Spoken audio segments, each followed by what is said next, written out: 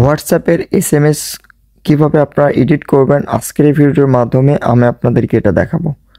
আপনারা অনেকে হয়তোবা হোয়াটসঅ্যাপে যে কারোর সঙ্গে কথা বলছেন, হয়তোবা দেখা যাচ্ছে আপনি যে কাউকে একটি এসএমএস পাঠাইলেন, যেমন ধরেন এখানে আপনি হাই দিলেন।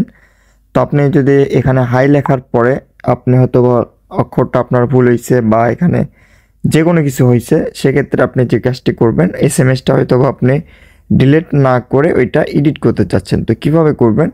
ওই লেখাটার উপর ক্লিক করে থাকবেন, তারপরে উপরে দেখবেন তিনটা থ্রি ডট মেনু, এখানে ক্লিক করবেন, তারপরে এখানে এডিট বাটন পেয়ে যাবেন। সেম প্রসেস মেসেঞ্জারের মতন করে আপনারা এখানে হাইয়ের জায়গায় এখানে যেমন ধরেন আমি এখানে লিখলাম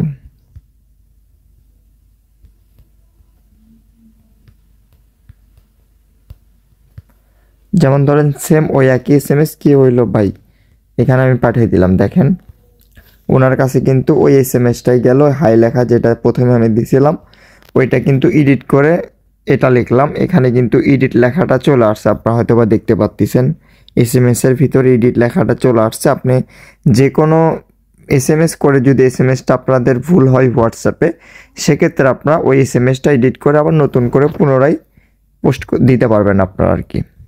তো ভিউয়ার্স, আশা করি বুঝতে পারছেন। তো আজকে ভিডিওটি পর্যন্তই। ভিডিওটি কেমন হলো অবশ্যই কমেন্ট করে জানাবেন। আমাদের চ্যানেল নতুন হলে অবশ্যই চ্যানেলটি সাবস্ক্রাইব করে রাখবেন এরকম টেক কন্টেন্টের ভিডিও প্রতিনিয়ত পাওয়ার জন্য।